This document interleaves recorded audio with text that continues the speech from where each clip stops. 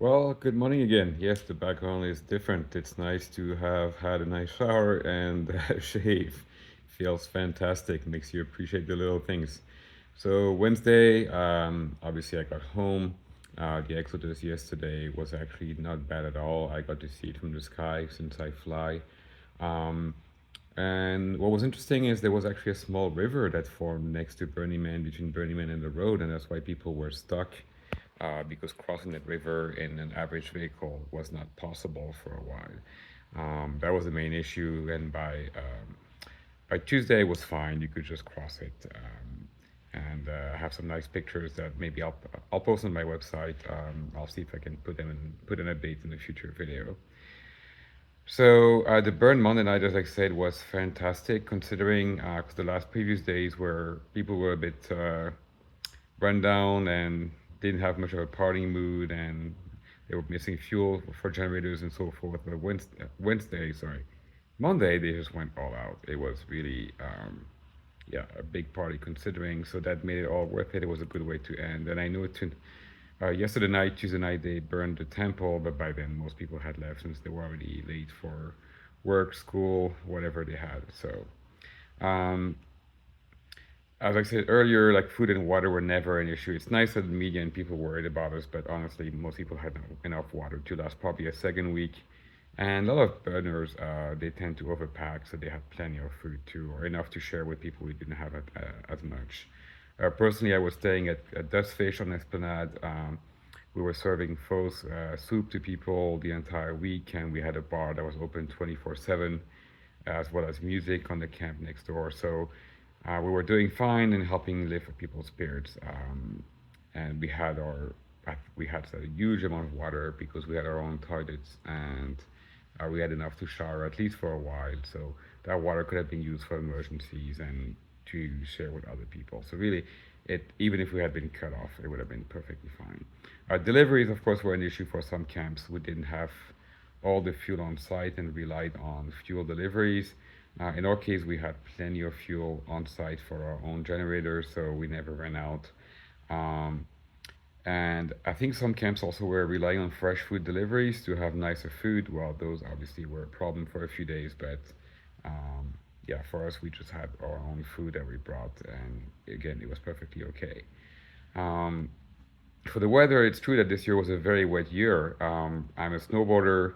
We had the most snowfall in I think over 50 years recorded. So in hindsight, which is always 2020, having all this water happen that late in August maybe is not that surprising. But it's okay because actually I don't overly mind the burn, even if it didn't go as planned. I'm sad that 3 or 4 days worth of things were canceled. A lot of people put work into events and so forth that did not happen, and that's unfortunate. Um, but it is what it is. Every burn is different, and this is the one we had this year.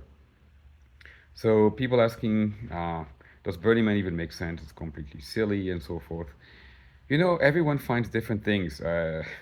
It's not like the hippie fest that most people think it is. It's really, I personally love the atmosphere. I love the art. I'm a big LED geek, as for those who know my LED work.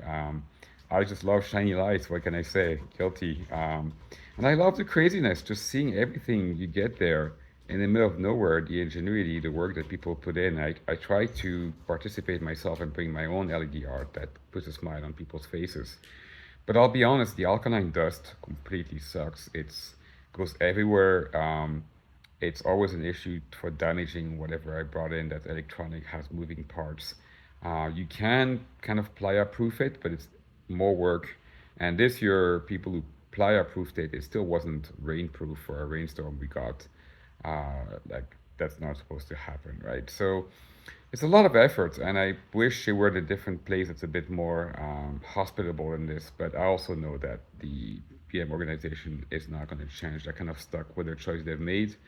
It's unfortunate, in my opinion, because I think Burning Man would be better at another place that doesn't have anything that burns. Like it can't be in a forest for obvious reasons, but maybe on a big beach or some place that is not this really sticky alkaline dust that will just get into everything. And yeah, it really takes a long time to clean And I don't mean like your clothes, but I mean every single thing that you bought has to be wiped with vinegar, and your clothes have to be double, triple washed. It is what it is. Yes, I know, cry me a river, but it gets annoying after a while. So I wish I didn't have to do that. Um, that's about it. I just want to thank everyone who followed the reports. I was not planning on any of this happening or even doing the reports. But yes, so thank you for that. If you click subscribe, I will post my normal Burning Man report, which is all the pictures I've taken, the videos. I try to give people the sense of what Burning Man really is. I'll put in the description the previous 12 reports I've made. I encourage you to click on them. There's really, I know I'm biased, but fantastic pictures, and I think you'll enjoy them.